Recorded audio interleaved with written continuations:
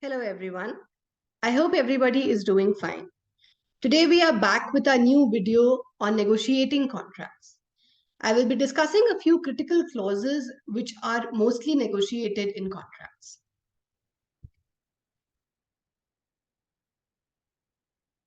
Now, one of the most critical clauses that is negotiated is the indemnity clause.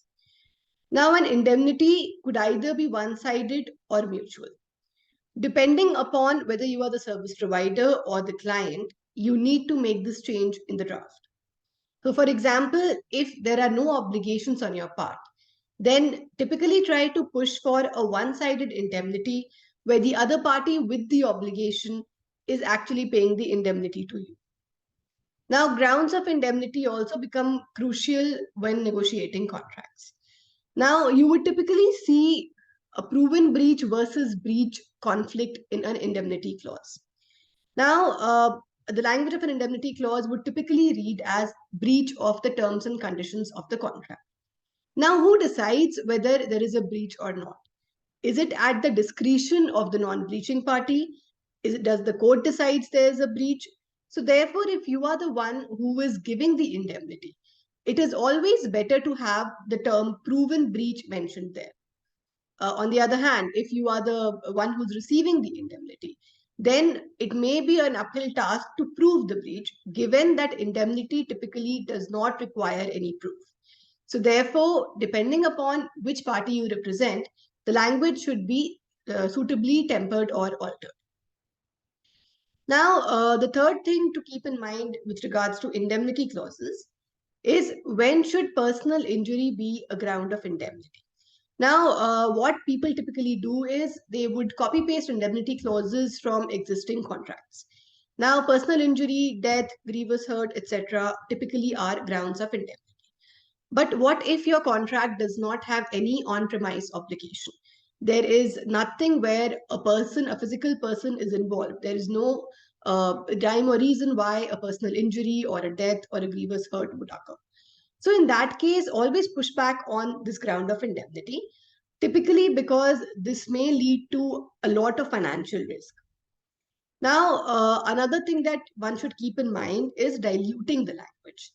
So, for example, if one of the grounds of indemnity is negligence, if you are the indemnity giver, you can always make it gross negligence because it's a higher degree and it's a little difficult to prove than negligence. Similarly, if it's misconduct, you can make it willful misconduct. A default becomes a willful default. The reason behind these is that it's difficult to impute intention on the parties. So it may be easy to prove default, but is it easy to prove that the default was done intentionally? And that's why a willful default is a higher degree to prove than a simple default. Now, the next ground is the next point of contention is who controls settlement in an indemnity.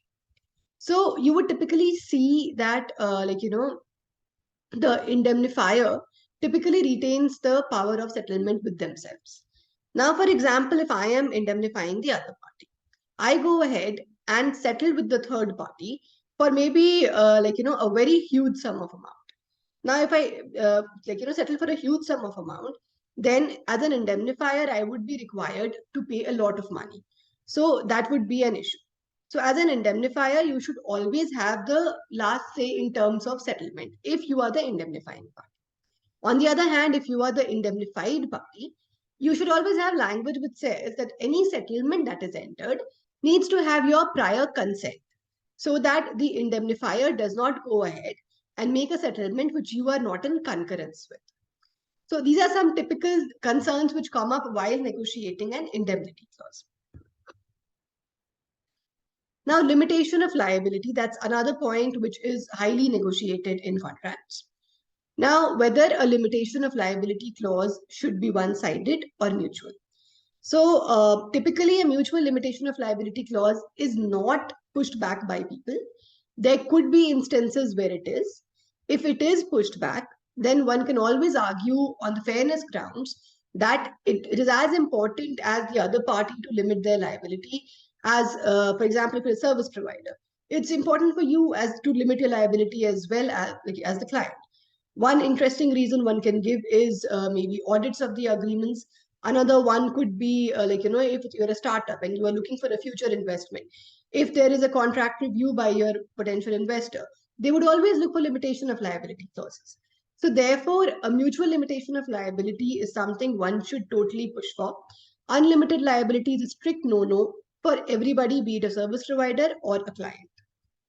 Now, another thing which you would have noticed in a limitation of liability clause are carve-outs. So, typical carve-outs would be fraud, gross negligence, breach of applicable laws, confidentiality provisions, which because of the unlimited exposure of risk to breach of confidentiality, typically people carve these out. Now, how do you handle the carve-outs? So if you are the one who is giving the indemnity for these grounds, if you are the one for whom the carve-outs are being made, then one thing is, if you want to go ahead with the contract, then what you can do is you can accept those grounds which have a criminal liability exposure. So, for example, fraud. Now, fraud could have a criminal angle to it too, and you cannot limit the liability for a criminal angle. So maybe you can agree for a fraud carve out, but at the same time try to push back maybe to retain gross negligence in the in the limitation of liability.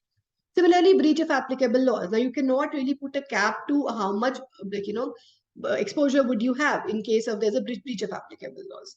So that is something you may agree to, but at the same time negotiate for some other ground to be included within the cap of limitation of liability. As far as breach of confidentiality provisions go, one interesting way to counter this is to have a higher cap. So you can agree to maybe a higher cap which would cover the unlimited risk, which could be a win-win situation for both the other party and you as well. Having an unquantified, unlimited liability is a huge red flag and most probably should never ever be agreed to until and unless maybe if your client really wants to go ahead with the same. But always try to negotiate limitation of liability even to a higher extent. Having foreseeability and visibility into the risk is very important. Now, the next ground of negotiation is termination. One of the most important things which you need to check as a lawyer is whether there are balanced exit rights or not. I would see a lot of agreements where there are one-sided exit rights. So, for example, your client doesn't have a right to terminate for convenience, but the other party has. Or your client only has a right to terminate for breach, and that too maybe after giving 30 days, 60 days, or 90 days notice. But the same doesn't apply to the other side. Now, this again can be negotiated fairly, on a purely fair ground basis, where you can negotiate saying that there should be balanced exit rights between both the parties. Typically, in lease agreements, you would see that landlords would retain a number of exit rights while giving the lessee very minimal or restricted exit rights. Now, automatic renewal is again something which is typically hotly negotiated. Service providers, you would see, would typically put automatic renewal clauses in their agreement. Now, one of the rationale that they give for this is that if the service period gets over and the agreement does not get automatically renewed, then the services get interrupted, especially in SaaS providers, you would see, where, for example, if a SaaS application is integrated with your system and there is no automatic renewal, then what happens is that, that SaaS integration will stop working at the time of expiry. Now, here you have to make the choice whether you want to go ahead with this or not. Now, some of the things which you should keep in mind, even if you're accepting automatic renewal, is how is the payment structured? So, for example, if your contract gets automatically renewed, do you have to make an advance payment? If in case after 3 months of this automatic renewal, if you want to terminate your agreement, do you have sufficient termination rights to do so? What would be the monetary exposure in case you forget to intimate the service provider that you do not want to continue with the agreement? Only after all these clauses are secured should you agree to an automatic renewal in the case you want to. Otherwise, there should always be a renewal based on mutual written consent. Now, lock-in period is another thing which service providers typically put in their agreement. So, a lock-in period should be a strict no-no from a client's perspective. It binds you, and at the same time, if you do not like their services, what is your recourse? If you do agree to a lock-in period, make sure to have an exit clause which is superseding the lock-in period and allows you to terminate for breach of contract. Now, termination for breach. Now, typically when there's a termination for breach, you would see the party is basically worded in such a way that it reads as immediate termination of the contract. Now, instead of having an immediate termination of the contract, you should always have a cure period mentioned there. So, for example, a 30-day cure period or a 60-day cure period, depending upon the context or the services being procured or rendered. Now, while drafting termination for breach, one should typically define what is a breach, what constitutes breach.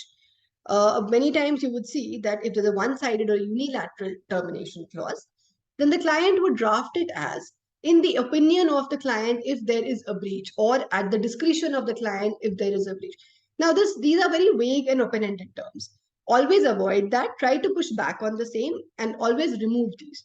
Now, the client may push back saying, that they want to retain this language, but this would again open a Pandora's box for you, because tomorrow the client's opinion could vary. There is nothing that supports the client's opinion.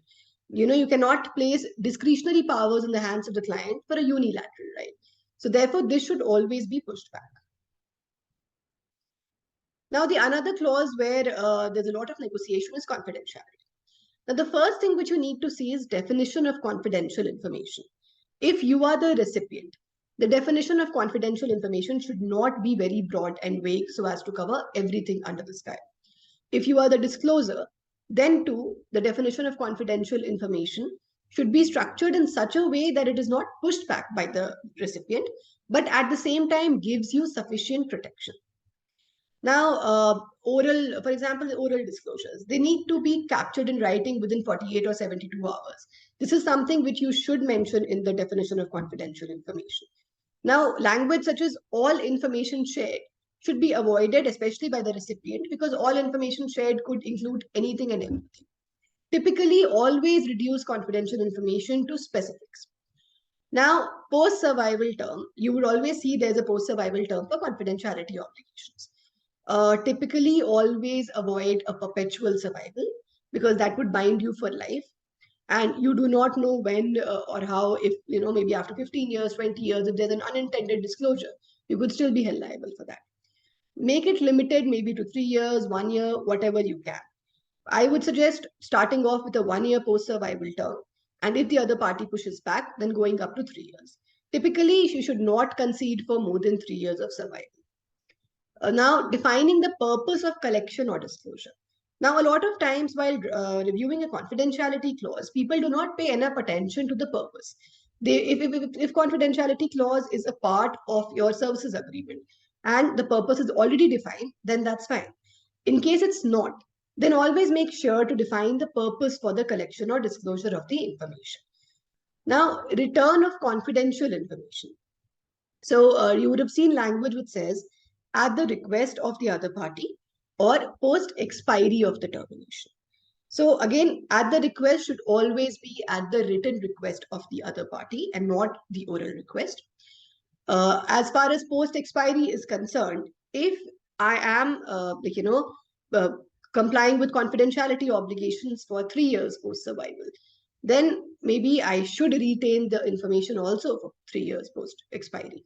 Because a lot of times what happens is that the laws mandate that you retain the records. So for example, the RBI KYC guidelines, they mandate a 5-year retention schedule. So therefore, a number of laws would mandate this retention. So, you cannot really, return all the data. That is something which you need to explain to the other party and have a carve out or an exception mentioned there for the same. I hope the video was clear enough and it added value to your existing understanding. If there are any doubts, then please you can connect me on LinkedIn or you can drop a comment here. And thank you for listening. Have a nice day.